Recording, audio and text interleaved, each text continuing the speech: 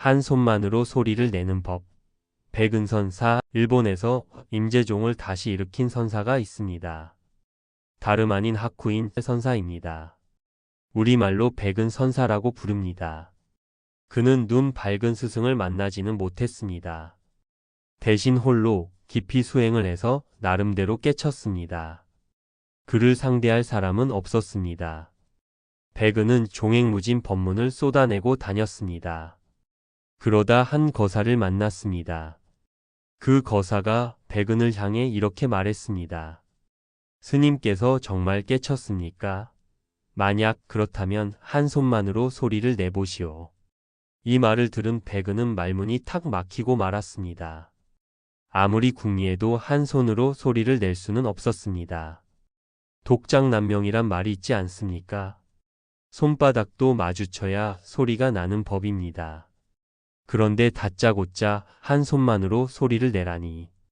책상을 치지도 말고 자신의 배를 두드리지도 않고서 말입니다. 참 난감하지 않습니까? 한쪽 손만 들고서 소리를 내라니. 여러분은 어떠십니까? 한 손만으로 소리를 낼 수 있으신가요? 백은은 앞이 캄캄해졌습니다. 자신은 어떠한 곳에 가더라도 어떠한 법문을 하더라도 막히는 것이 없다고 여겼습니다. 그런데 거사의 한마디에 천길 낭떠러지 앞에 서고 만 겁니다.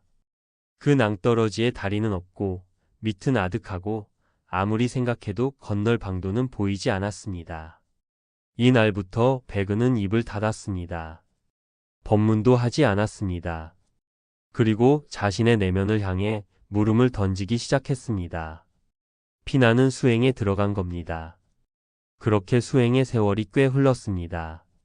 하루는 비가 추적추적 내리고 있었습니다. 백은은 처마 아래 앉아서 아궁이에 불을 떼고 있었습니다. 비 오는 날 아궁이 앞에 앉아 있으면 참 아늑하잖아요. 백은도 그렇게 따뜻하게 불을 쬐고 있었습니다.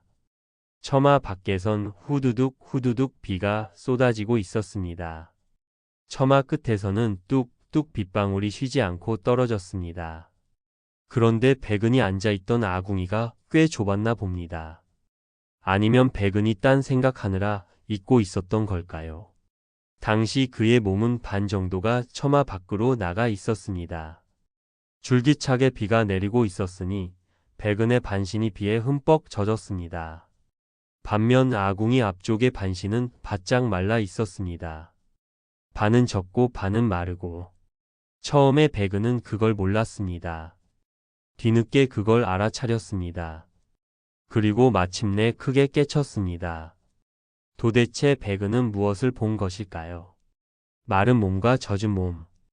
불교는 눈에 보이는 것을 색, 눈에 보이지 않는 것은 공이라고 부릅니다.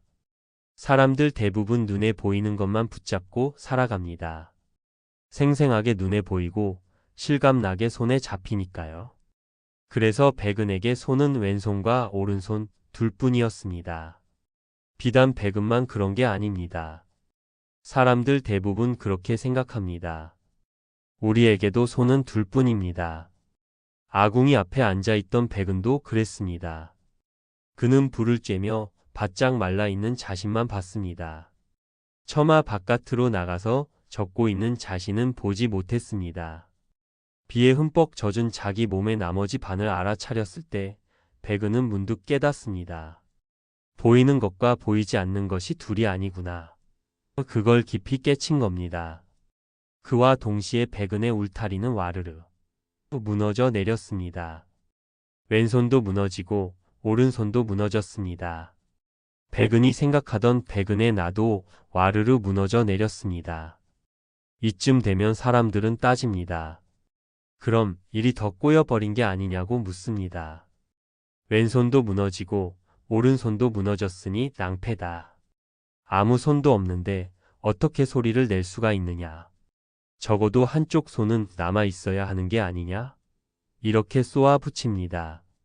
가만히 생각해 보세요. 내 삶에서 어떤 고집을 강하게 부려본 적이 있으신가요? 고집을 부릴 때는 어떻습니까?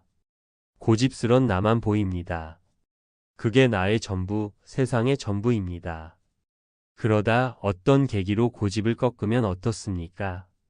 고집스런 나가 무너진 자리로 더 큰 나가 드러납니다.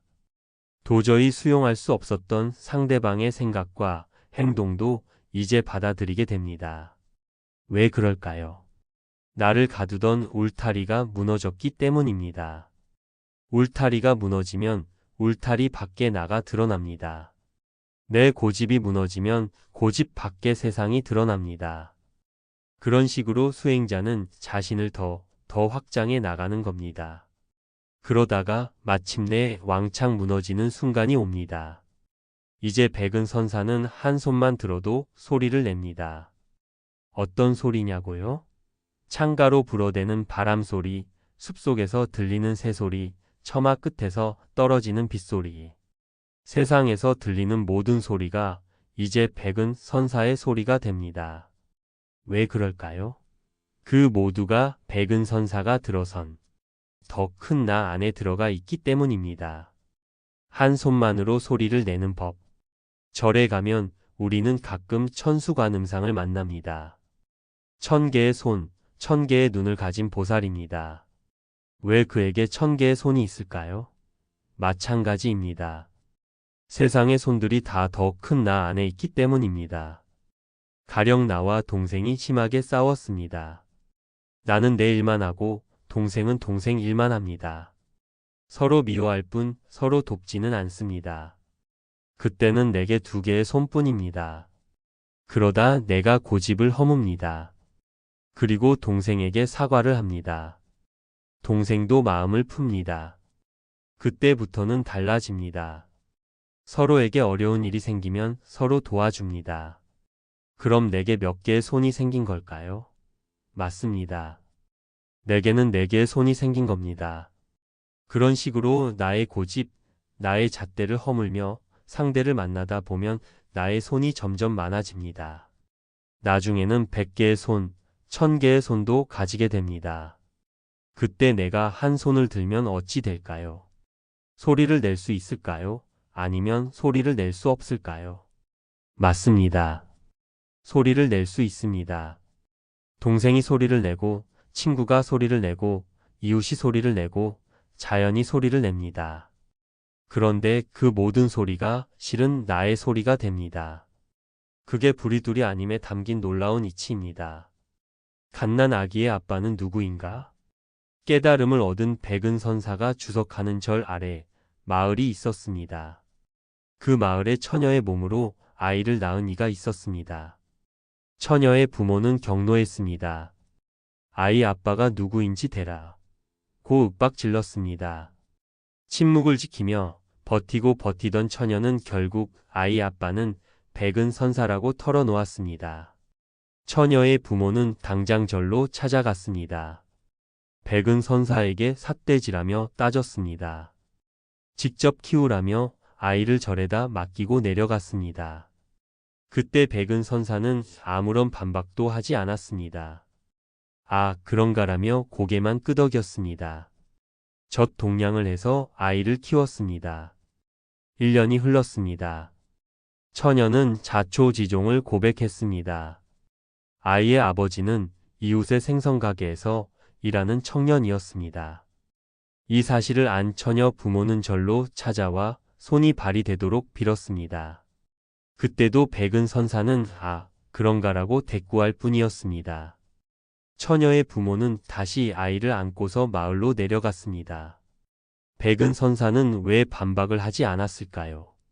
억울한 비난과 수모를 다 감당했을까요? 처녀와 처녀 부모의 소리가 이제 백은의 소리가 된 겁니다. 아, 그런가라며 거대하게 불의의 고개를 끄덕인 겁니다. 그럼 백은선사가 한 손을 들 때 어떤 소리가 날까요? 우리도 똑같습니다. 나의 고집을 허물고 한 손을 들 때 거기서 어떤 소리가 날까요?